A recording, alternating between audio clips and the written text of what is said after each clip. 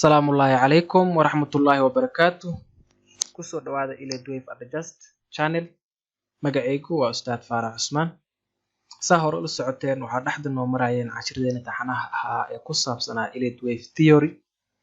Cashirkii ka horreeyay waxaan ku soo qaadanay oona ku baranay nasiinada isla egta ama zigzag. Cashirkan maanta waxaan ku lafaguri doonaa misna aan ku faahin doonaa hadduu alla idmo nasiinada falaadka. Waa maxay nasiinada falaadka? Noocyada nasiinada falaadka, tilmaamaha lagu aqoonsado iyo real example aan chat ka soo dhex bixin doono insha Allah. Nasiinada falaadka waa nooc ka mid ah nasiinooyinka suuqa ka dhaca. Nasiinada falaadka waxay ka kooban tahay 3 dhaqaaq waxaana lagu calaamadeeyaa ABC. Nasiinada falaadka qaab dhismeedkeeda waa 3-3-5. Nasiinada falaadku waxay u qaybsantaa 3 nooc kuwaas oo kala ah regular flat, running flat iyo expanding flat. Haddaan gudaha u galno oo mid aan u dul istaagno aan ku bilaawno regular flatka tilmaamaha lagu aqoonsado iyo noocay u yeesho. Regular flatka tilmaamaha lagu aqoonsado waxaa kow ka ah wave A of the regular flat is a corrective 3-wave move labeled as ABC. Mawjada A-da ee regular flatka waxay ku imaadaa qaab 3 dhaqaaq ah taasoo lagu suntiyo misna lagu calaamadeeyo ABC. Mawjada A-da ee regular flatka waxay ku imaadaa qaab 3 dhaqaaq ah taasoo lagu calaamadeeyo misna lagu suntiyo ABC. Subdivisions of wave A and wave B is in 3 waves. Dhaqaaqyada ama mawjadaha kala ah A iyo B da ee regular flatka waxay ku imaadaan qaab min 3 dhaqaaq ah. Ayay ku imaadaan. Subdivision of wave C is in 5 waves, impulsive or diagonal. Regular flatka mawjadiisa C da waxay ku imaadaa qaab dhismeed 5 dhaqaaq ah. 5taas dhaqaaq oo noqon karaan impulse ama diagonal. Subdivisions of wave A and wave B can be in any corrective 3 waves structure including zigzag, flat, double tree and triple tree. Regular flatka mawjadihiisa A da iyo B da waxay ku imaadi karaan nooc kasta oo ka mid ah noocyada kala duwan ee nasiinooyinka. Haddii ahaan lahayd isla egta, falaadka, triangle-ka, double-ka iyo triple tree-ba. Calaamadaha lagu aqoonsado regular flatka waxaa qayb ka ah wave B terminates near the start of wave A. Mawjada B da ee regular flatka waxay ku guuleysataa inay soo gaadho misna ay u soo dhawaato halkii ay ka bilaabatay mawjada A da ee regular flatka.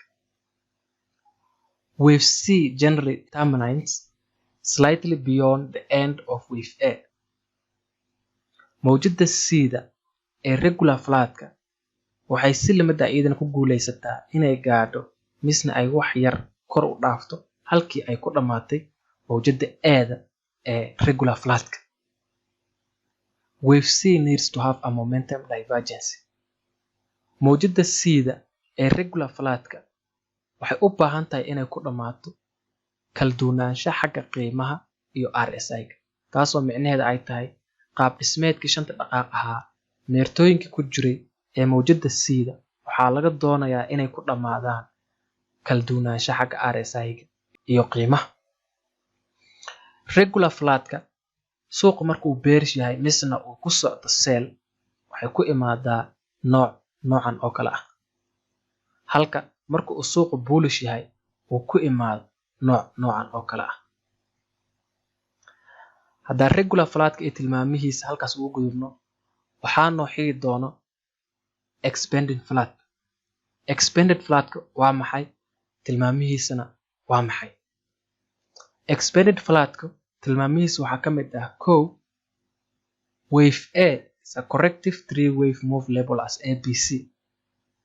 Sidii aan ku soo ogaanay nasiinada ka horeysa ee regular-ga ahayd mawjada eeda ee expanding flatka waxay ku imaadaa qaab 3 dhaqaaq ah ayadoo lagu calaamadeynayo ABC halka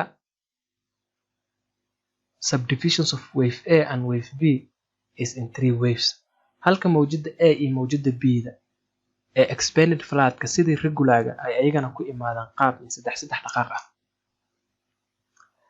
subdivisions of wave C of the regular of the expanded flat is in 5 waves impulsive or diagonal mawjada C da expanded flatka waxay ku imaadaa qaab 5 dhaqaaq ah si limad ah nasiinadan ka horeysa ee regular 5taas dhaqaaq oo noqon karaan impulsive ama diagonal subdivisions of wave A and wave B can be in any corrective 3 waves structure including zigzag, flat, double tree and triple tree mawjadaha kala ah A iyo B da ee expanded flatka waxay ku imaadi karaan nooc kasta oo ka mid ah noocyada kala duwan ee mesiodic hadday ahaan lahaayeen zigzagga flatka triangle-ka double-ka iyo triple tree-ba nasiinada expanded flatka waxyaalaha kale oo lagu aqoonsado waxaa qayb ka ah wave B of the 335 pattern terminates beyond the starting level of wave A mawjada B da ee expanded flatka waxay ku guuleysataa inay dhaafto halkii ay ka bilaabatay mawjada A da ee expanded flatka wave C ends substantially beyond the ending level of wave A halka mawjada C da ay ayadana si lamid ah ugu guuleysato in ay dhaafto halkii ay ku dhamaatay mawjada A da ee expanded flatka wave C needs to have a momentum divergence expanded flatka mawjadiisa C da waxay u baahan tahay in ay ku dhamaato kala duwanaansho xagga qiimaha iyo RSI-ga expanded flatku marka uu suuqu bearish yahay misna uu suuqu ku socdo sell waxay ku imaadaa noocan oo kale halkan ku sawiran halka marka uu suuqu bullish yahay oo buy suuqu ku socdo waxay ku imaado noocan oo kale ah hadda halkaas ugu gudubno expanded flat waxaa noo xigi doono nooc kale ee flatka oo loo yaqaano running flat running flatku tilmaamihiisa waxaa ka mid ah kow wave A is a corrective 3 waves move labeled as ABC mawjada eeda ee running flatka waxay ku imaadaa qaab 3 dhaqaaq ah waxaana lagu suntiyaa ABC subdivisions of wave A and wave B is in 3 waves mawjadaha kala ah A iyo B da ee running flatka waxay ku imaadaan qaab 3 dhaqaaq ah si limad ah sidii nasiyoodinkii ka horeeyay ee expanded iyo regular subdivisions of wave C is in 5 waves impulsive or diagonal mawjada C da ee running flatka waxay ku imaadaa qaab 5 dhaqaaq ah 5taas dhaqaaq oo noqon karaan impulsive ama diagonal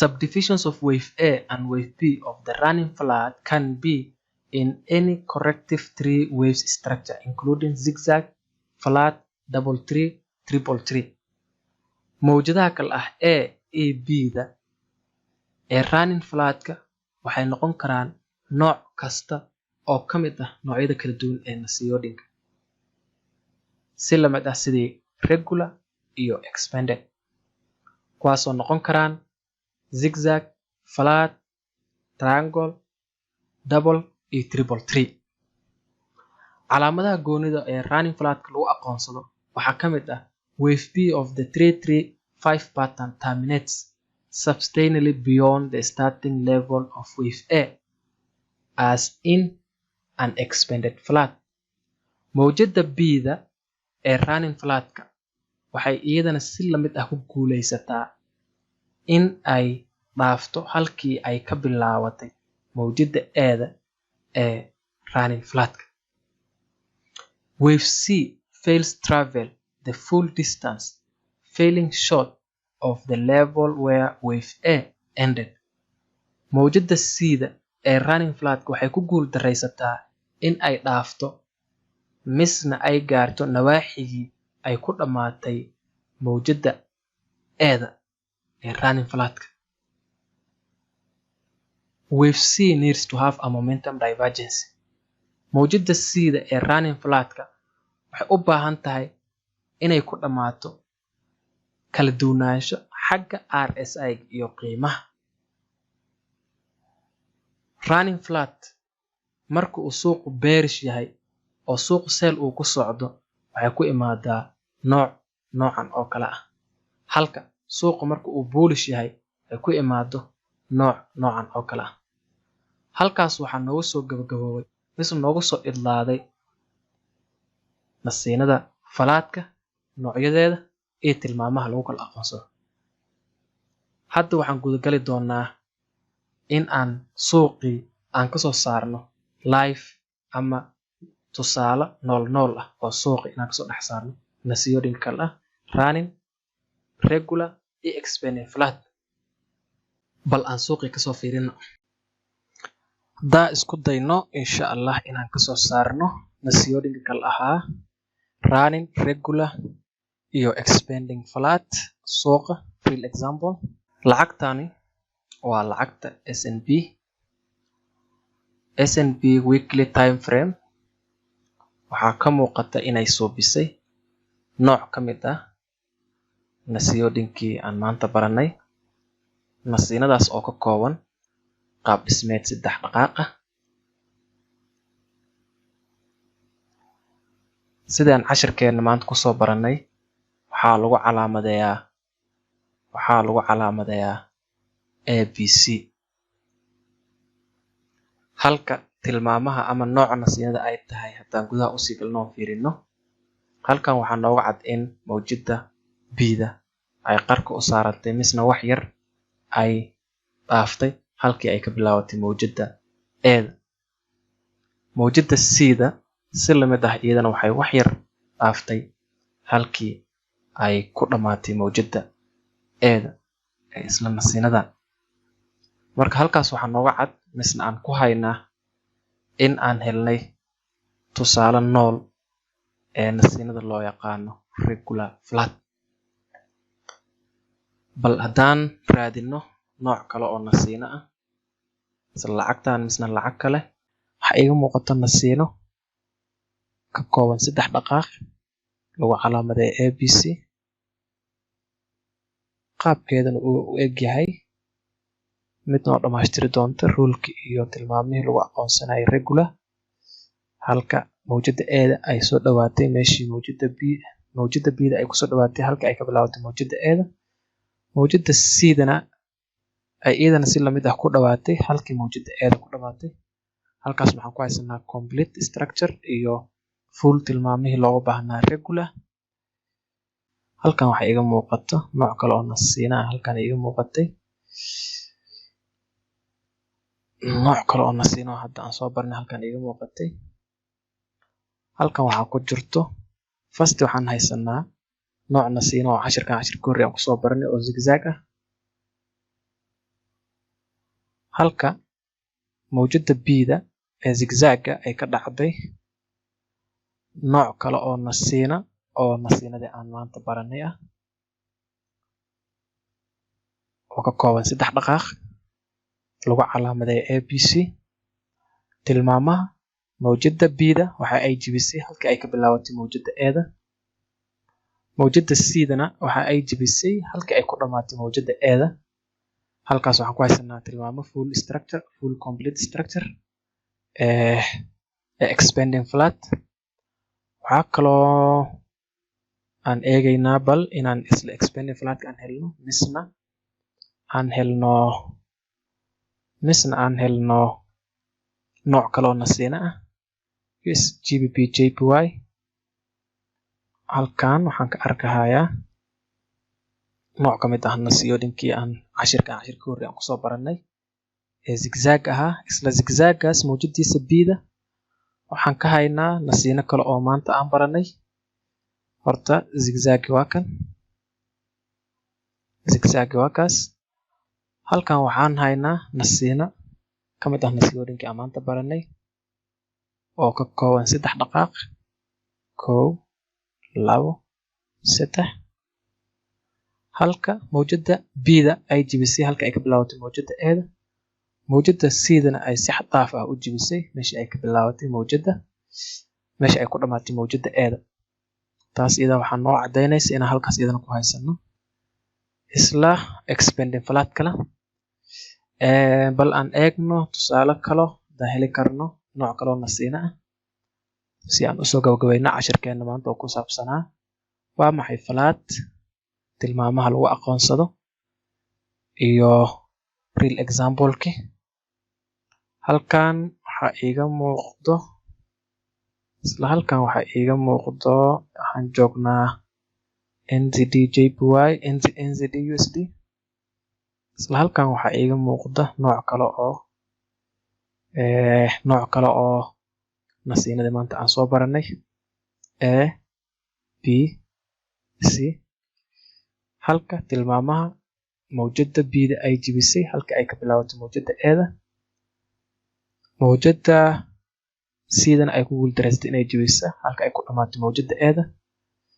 taas waxay noo complete noo dhigtay tilmaamihii running flat oo ahaa in eeda ay ku in bida ay jibinayso halka ay eeda ka bilaabatay, sidana ay ku guuldareysanayso inay jibiso halka ay eeda ku dhamaatay. hal running flat halkaasaan ku haynaa. waxaa kaloon raadinaynaa duu alla idmo inaan nasiino kala helno. bal aan aadno USD/JPY 4-hour time frame anigoo raadinayna nooc kale oo nasiinada ka mid ah nasiyoodinkii aan maanta baranay. halkani USD/JPY waxaa iga muuqata isla nooc kale oo noocyada nasiinada maanta aan baranay oo ka kooban 3 dhaqaaq. tilmaamaha haddaan fiirino waxaan haynaa waxaa lagu calaamadeeyaa horti ABC. tilmaamaha nasiinadan haddaan fiirino waxaan arkahaynaa in mawjada bida ay jibisay halkii ay ka bilaabatay mawjada eeda, mawjada sidana halkan waxaan ka arkahaynaa inay ku guuldareysatay inay gaarto nawaaxigii mawjada eeda ay ku dhamaatay. taasoo ka dhigayso in nasiinadan iyadana ay noqoto nasiinada loo yaqaano running flat. halkaas waxaa iyadana aan ku haynaa nooc kale oo nasiinada maanta aan baranay ee running flat. halkaas waxaa noogu eg cashirkeeni maanta aan ku lafa gureynay dhammaan nasiyoodinka ee flatka hadday running, regular iyo expanded ahaan lahaayeen oo ku xisaabsanaa waa maxay nasiinada flatka, meeqee nooc oo nasiino flat ahoo jirto, tilmaamaha lagu aqoonsado iyo real example inaan suuqa kasoo dhex saarno.